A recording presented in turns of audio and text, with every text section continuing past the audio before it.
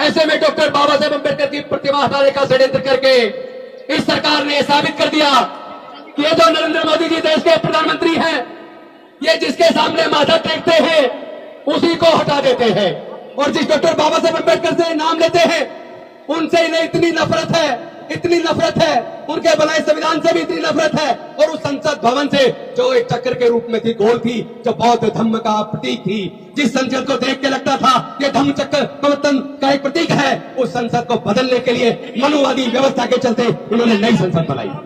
उसी प्रतिमा को संसद के सामने से हटाकर एक किनारे पे ले जाकर लगाने का जो काम किया। अपनी एकता दिखाइए। हमारा फोटो, हमारा भाषण महत्वपूर्ण नहीं है, डॉक्टर बाबा साहेब अम्बेडकर का सम्मान, स्वाभिमान, इस समाज का सम्मान और स्वाभिमान महत्वपूर्ण है। राजेंद्र गौतम रहे या न रहे, उमेश सिंह गौतम रहे या न रहे, निशांत जी रहे या न रहे, उदित राज रहे या न रहे, भंडारी जी रहे या न रहे, केन साहब रहे या न रहे, लेकिन ये समाज रहना चाहिए, बाबा साहेब का मान सम्मान रहना चाहिए। जरूरत पड़ी तो हम लोग आज वॉलेंटरी आज गिरफ्तारी देंगे, वो गिरफ्तारी सांकेतिक होगी, लेकिन अगर संसद के अंदर डॉक्टर बाबा साहेब अम्बेडकर की प्रतिमा उसी पुराने स्थान पर और जितनी ऊंचाई पर थी उतने ऊंचाई पर नहीं लगाई गई, इसको राष्ट्रव्यापी आंदोलन बनाएंगे। जय भीम, जय भीम। में 1964 से एक विशाल आंदोलन लड़ा गया और इस आंदोलन में लाखों लोग जेल गए। हमारी कितनी माताओं ने, बहनों ने जेल में बच्चों को जन्म दिया, और 1964-65 से इतना बड़ा आंदोलन लड़ा गया। उस आंदोलन के बाद 2 अप्रैल 1967 को संसद भवन के अंदर डॉक्टर बाबा साहेब अम्बेडकर की यह विशाल ऐतिहासिक प्रतिमा लगी।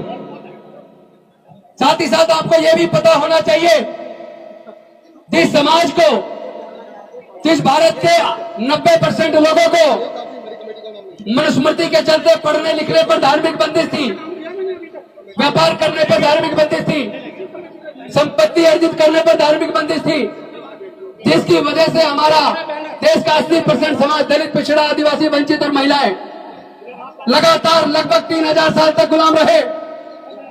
उन सब की गुलामी तोड़ने वाले डॉक्टर बाबा साहेब अम्बेडकर जी की प्रतिमा जिस तरीके से 2024 के लोकसभा चुनाव की जिस दिन गिनती होनी थी, उससे पहले 2 और 3 जून की रात को जिस षड्यंत्र के तहत तानाशाहीपूर्ण रवैया अपनाते हुए ये सोच के कि पूरे देश के लोगों का ध्यान चुनाव के ऊपर है, रातों रात प्रतिमा हटा दो, शाम को 3 तारीख की शाम को एग्जिट पोल आएगा, पूरे देश के लोगों का ध्यान एग्जिट पोल पर रहेगा, किसकी सरकार बनने वाली है, किसकी सरकार गिरने वाली है, पूरे देश के लोगों का ध्यान टीवी के ऊपर लगा होगा। ऐसे में डॉक्टर बाबा साहेब अम्बेडकर की प्रतिमा हटाने का षड्यंत्र करके इस सरकार ने साबित कर दिया कि ये जो नरेंद्र मोदी जी देश के प्रधानमंत्री हैं, ये जिसके सामने माथा टेकते हैं उसी को हटा देते हैं।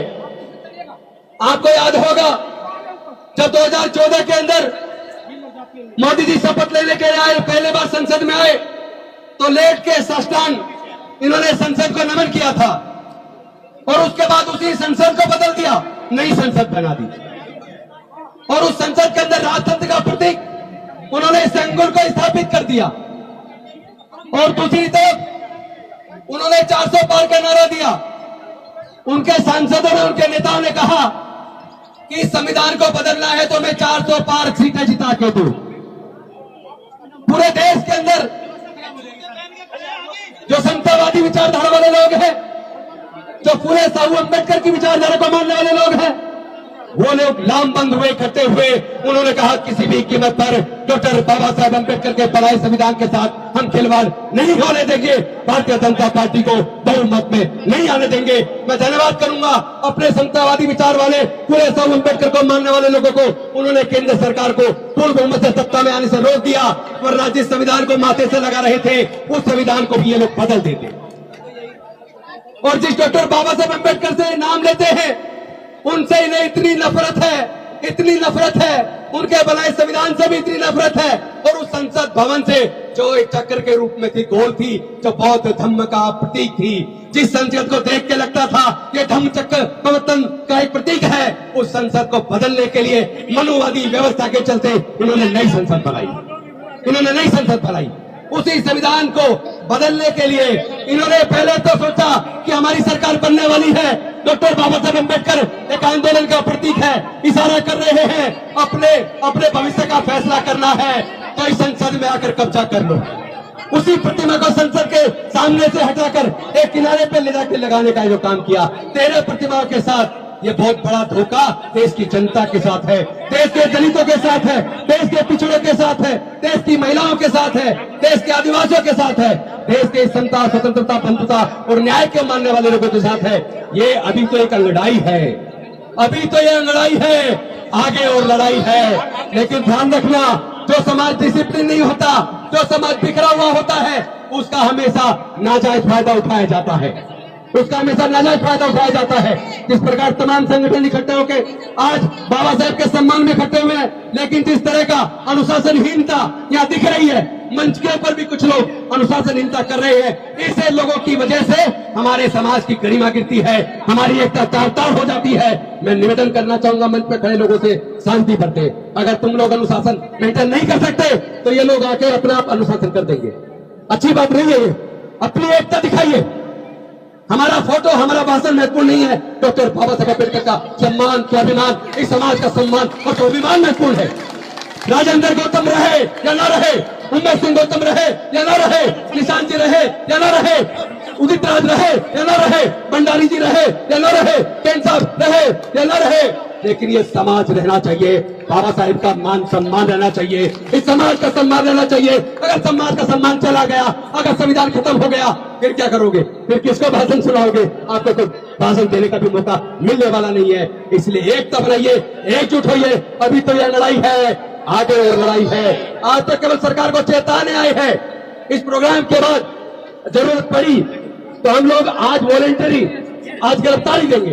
वो गिरफ्तारी सांकेतिक होगी, लेकिन अगर संसद के अंदर डॉक्टर बाबा साहेब अम्बेडकर की प्रतिमा उसी पुराने स्थान पर और जितनी ऊंचाई पर थी उतने ऊंचाई पर नहीं लगाई गई, इसको राष्ट्रव्यापी आंदोलन बनाएंगे।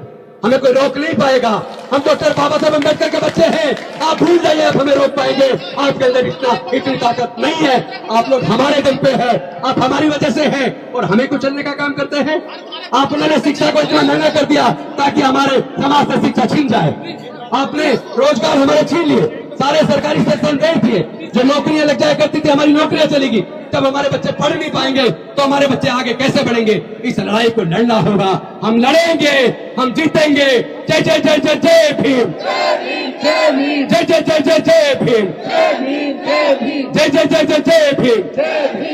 प्लीज डिसिप्लिन बनाए रखिए, एकता बनाए रखिए।